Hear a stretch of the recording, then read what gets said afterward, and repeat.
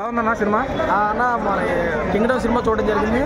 Cinema చూసుకుంటే first half చాలా బాగుంది. ఫస్ట్ హాఫ్ బాగా తీసుకెళ్ళాడు. స్టోరీ ఫస్ట్ నుంచి ఇంటర్వ్యూల దాకా స్టోరీ ఒక లెక్క అయితే ఇంటర్వ్యూ నుంచి కొంచెం ఎందుకో తగ్గిందని అనిపించింది స్టోరీ. ఎందుకంటే అది కరెక్ట్గా ఆ రాజ్యంలోకి ఎంటర్ అయిన తర్వాత స్టోరీ ఒకలా తీసుకెళ్తాడు.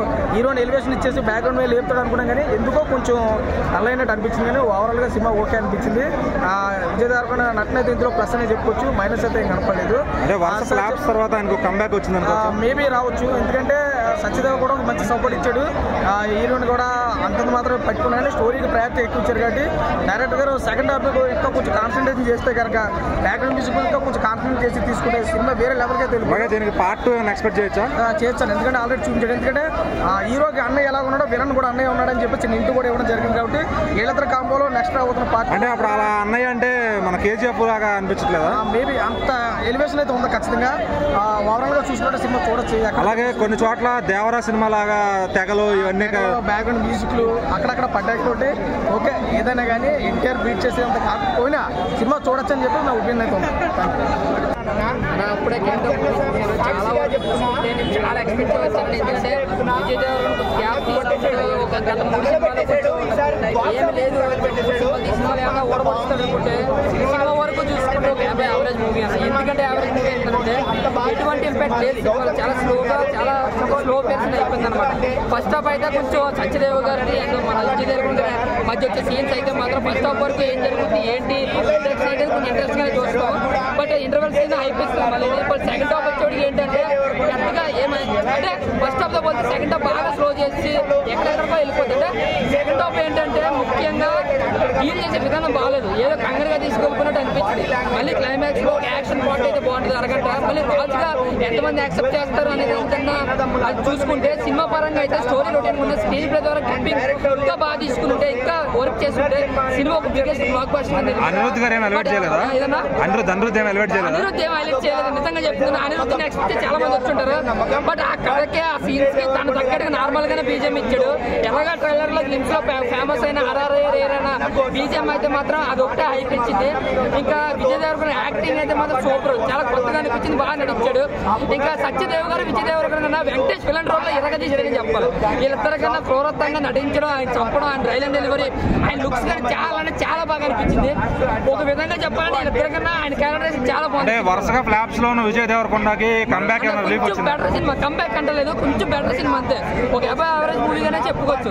ఒకసారి అయితే చూడొచ్చు, కానీ మళ్ళీ చూసే సినిమా కాదు, అంత బ్లాక్ బస్టర్. అంటే డైరెక్టర్ జెర్సీ మళ్ళీ రావాలంటే సూపర్ హిట్స్ తీశాడు కదా, ఇది హిట్ చేయలేకపోయా. అంటే మాసీరు దొరికాడు కాబట్టి మాస్ గా ట్రై చేశాడు. ఒక రక్తపాతాన్ని ఎక్కువ సృష్టిద్దాం అనుకున్నాడు. అదే కథలో స్క్రీన్ ప్లే కూడా ఇంకా బాగుంటే కొంచెం నెక్స్ట్ లెవెల్ లో ఉంది సినిమాని. సో అది ఏమైంది అందరూ ఫస్ట్ హాఫ్ లో కొంచెం బాగానే బిల్ చేశారు, ఒక ఇంట్రెస్ట్ అనిపించింది. బట్ సెకండ్ హాఫ్ వచ్చేటికి ఏంటంటే మరీ తొంగపెట్టారండి, ఎక్కడెక్కడికో వెళ్ళిపోతుంది. చావులు పదికరం అంటే కొంచెం స్లో అయిందని చెప్పాలి. సెకండ్ హాఫ్ మళ్ళీ సెకండ్ హాఫ్ లాస్ట్ అరగంటలో మళ్ళీ సినిమా పార్ట్ ఉందండి. అదే చెప్తున్నాను, సింగిల్ పార్ట్ తీసుకుంటే సినిమాలు హిట్ అవుతాయి. ఎప్పుడైతే సెకండ్ పార్ట్ పెడతారో అక్కడ స్టోరీలు తెగిందన్న. ఎందుకంటే ఒక స్టోరీని 2 స్టోరీలు తీసి 2 గంటల సినిమా 4 గంటలు చేయడం వల్ల బాహుబలి నుంచి మొదలు పెట్టారు కదా. ఇది బాహుబలి ఏం చేసింది, రికార్డు సృష్టించింది. వీళ్ళు ఏం చేస్తున్నారు, అందరూ సృష్టించారంట. అంటే 10 సృష్టి చేస్తారు, ఇంత సినిమాలు ఫ్లాప్ అవుతుంది. సో ఓవరాల్ గా సినిమా కోసం మాట్లాడుకుంటున్నా. కింగ్డమ్ మూవీ ఒక యావరేజ్ మూవీ, హ్యాపీగా ఒకసారి చూడొచ్చు అంతే. ఇప్పుడే ద విజయ్ దేవరకొండ కింగ్డమ్ చూసి వస్తున్నా. వెంకన్న స్వామి సాక్షిగా చెప్తున్నా, తగలబెట్టేశాడు. ఈసారి తగలబెట్టేశాడు. బాక్స్ ఆఫీస్, ఇండియన్ బాక్స్ ఆఫీస్ని తగలబెట్టేశాడు. అంత బాగుంది సినిమా. మీరు సినిమా రివ్యూలని లేకపోతే జనాలు చెప్పే మాటల్ని పట్టించుకోకండి, బ్లైండ్గా వెళ్ళిపోవచ్చు సినిమాకి.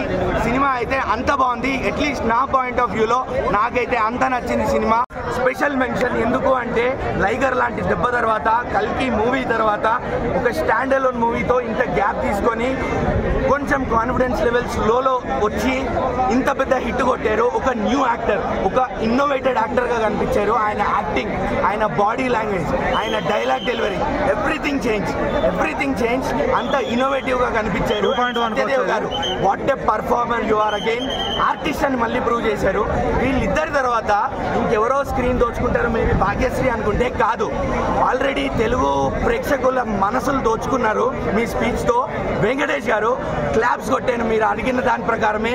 అంత బాగా నచ్చింది మీ యాక్టింగ్, మీ బాడీ ప్రెజెన్స్ కూడా.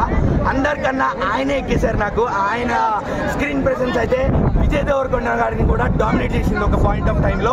అంతా బాగుంది. వెంకటేష్ గారు కూడా మేబీ కొన్ని చోట్ల ఎలివేషన్లు లేవేమో, గూస్ బంప్స్ పడే సీన్లు లేవేమో, బట్ ఇది గౌతమ్ తిన్ననూరి గారి మూవీ, ఆయన స్టైల్లో ఉంటుంది. సో అక్కడ